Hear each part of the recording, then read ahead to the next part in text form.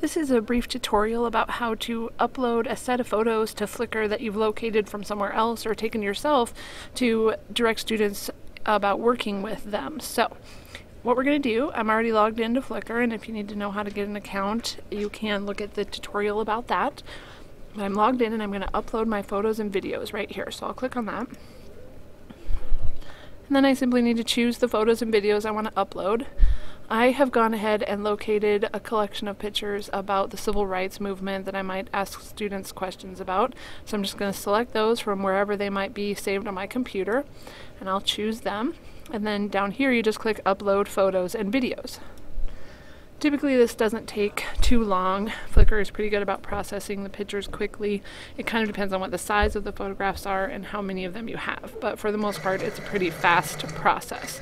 So once they're all processed, it'll ask you then if you want to add a description, and that is where you're going to kind of connect with the students. So we'll choose Add a Description. And here you see all the pictures that I uploaded of various kind of topics in the civil rights movement or various events. And this is certainly a wide variety. Now you can see these titles. Those are the titles that I gave the pictures when I saved them. So you might really quickly title a photograph when you save it.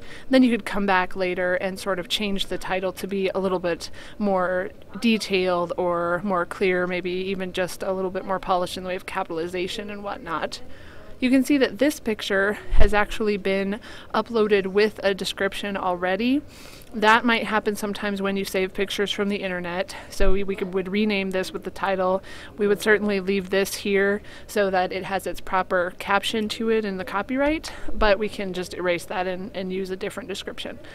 The way you might use this with your students then is to have this set of pictures and ask questions about the pictures so that students can respond in the comments. So students will need an account themselves to participate in this activity, and there's a number of different ways you can do this. The first thing we want to do though is to put these photos in a set, and that option is right up here. We're not going to put them in a pre-existing set, but rather create a new set, which is right here. So we'll go ahead and type Civil Rights Movement.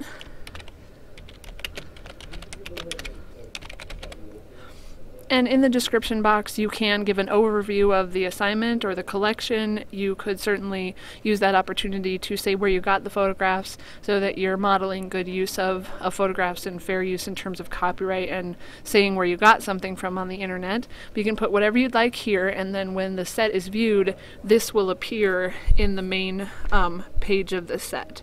So we'll just put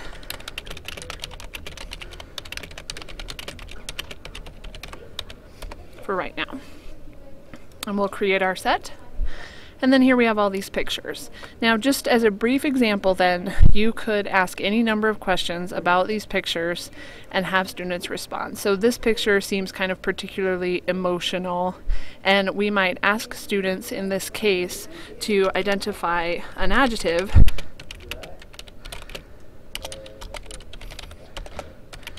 that sort of explains their feelings about this picture.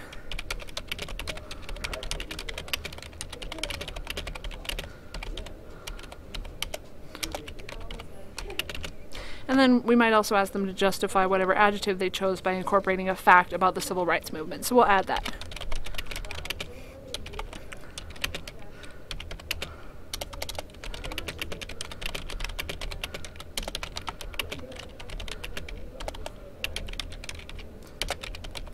And then they might go to their textbook or the internet to locate a fact that supported whether or not they said that this was courageous or enraged or any number of other adjectives. They may possibly even that these people are in some kind of despair in an attempt to gain some equality. And so you could ask a number of different kinds of questions. You could also ask more factual questions. This one clearly is about a lunch counter protest, and so perhaps we would have students begin to generate a list of all of the lunch counter protests. So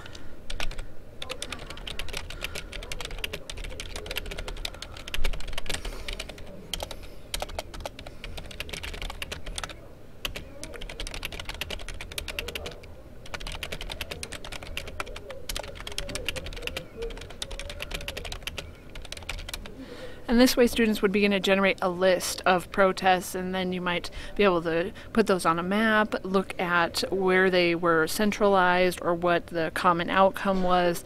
Plus it asks students to really look at what people before them have said and interact with what they're doing online rather than just throwing in their 2 cents at the bottom without reading anybody else's. So there's a number of types of options that you could engage in with these various pictures, and then you would go ahead and continue to do your questions or write this or do this about this particular photograph, and you'll go ahead and then save your set when you're complete. So we'll do that now. So Flickr will create the set for you then, and you can see it's right over here on your sidebar when it comes to your photo stream.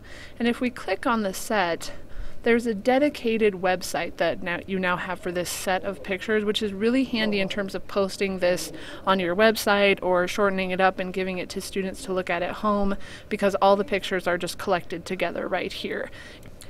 You can see here's our description that we added of the set of pictures, and again you could make that longer and provide some detail about the assignment or whatnot.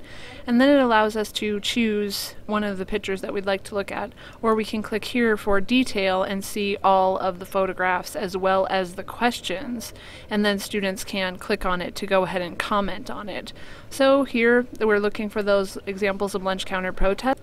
Students can add their comment down here, or in this case add their lunch counter protest to the list of ones that have been gathered, and then you can look at that together in class, or you can look at it as the evaluator of whatever they put down here. One last thing students can use this for in terms of uploading things for them to work with is perhaps maybe with maps or paintings or something like that, and making notes on them. So I'll briefly show you an example of that, and I have a map uploaded here of just the southern United States. So we might ask students to make some notes about something that's happened in the civil rights movement, and perhaps we'd be asking about James Meredith and going to the University of Mississippi. So we'll just add a note. We'll assign a student to add a note, and we'll kind of size it up in Mississippi and might have them type whatever about James Meredith and his experience and some of those kinds of things in terms of integrating the University of Mississippi. And then the student can save the note, and every time someone hovers over it, they'll see that note there. And so students could add any number of notes to this map, and then you could see a whole collection of events and details about them.